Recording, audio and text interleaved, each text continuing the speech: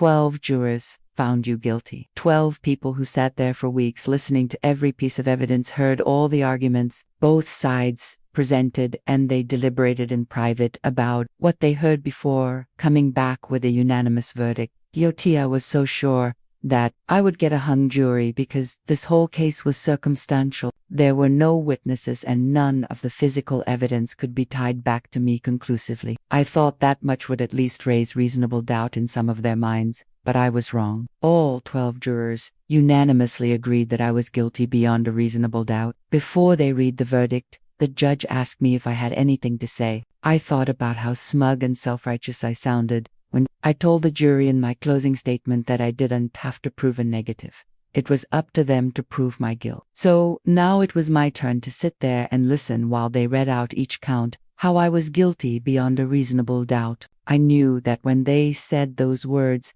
guilty beyond a reasonable doubt, it wasn't just me standing there in front of them in the dock that was guilty. It was also the system that was guilty, the justice system that worked so hard to convict me, to pin all of these crimes on me, whether I committed them or not, because it needed a scapegoat. It needed someone to blame. And since I was in the wrong place at the wrong time, and because I was an easy target, here I was being made the scapegoat. But as much as I wanted to keep up the bravado, as much as I wanted to look at the jury and tell them they were wrong, to tell them I didn't do it, I couldn't, because deep down, I knew that I had done it. I had committed the crimes I was accused of. Maybe not all of them, but some of them. I had lied to the police. I had lied to the media.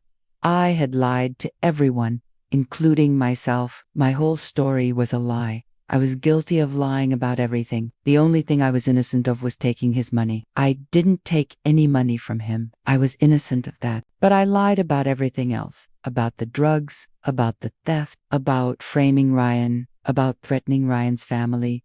I lied about everything. And now the lies had caught up with me. As they read the verdict, I looked over at Ryan. He was staring at me intently, waiting for me to hear the verdict, waiting for me to collapse. He wanted to see me break. He wanted to see the lies fall away and for him to be able to say he was right about me all along. He wanted to know, did I finally understand that I was the one who had caused this? That I was the one who had brought this upon myself? I looked at him and I shook my head slightly. Not because I was innocent, but because I wanted to show him that he hadn't broken me. I wanted to show him that his plan to destroy me had failed. I still had my pride.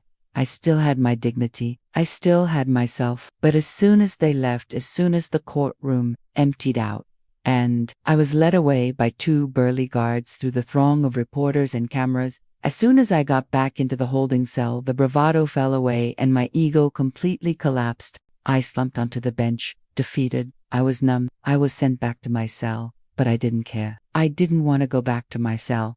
I just wanted to disappear. I wanted to crawl into a hole and die.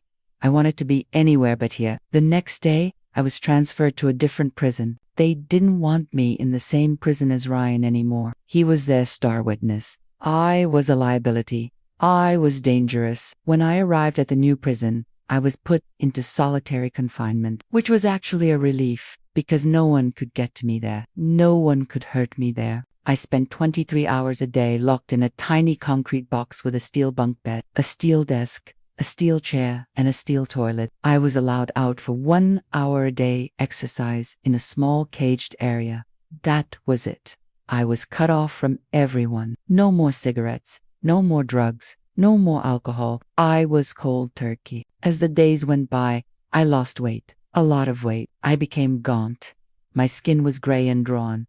I was miserable. I hated myself. I hated who I had become. I'm serving my sentence, but honestly, I don't know for how long. I lost track of time. All I know is that every day I wake up before sunrise, and every night I sleep after sunset. I do nothing but eat, sleep, shower, and read whatever books I can get a hold of. I've read every book in this prison library multiple times. This is my punishment. This is my hell. I am truly sorry. I know what I did was wrong. What I did to Ryan, to his family, to everyone, I know it was wrong. But I can't undo it. All I can do is try to make amends. All I can do now is pray that one day Ryan can find it in his heart to forgive me.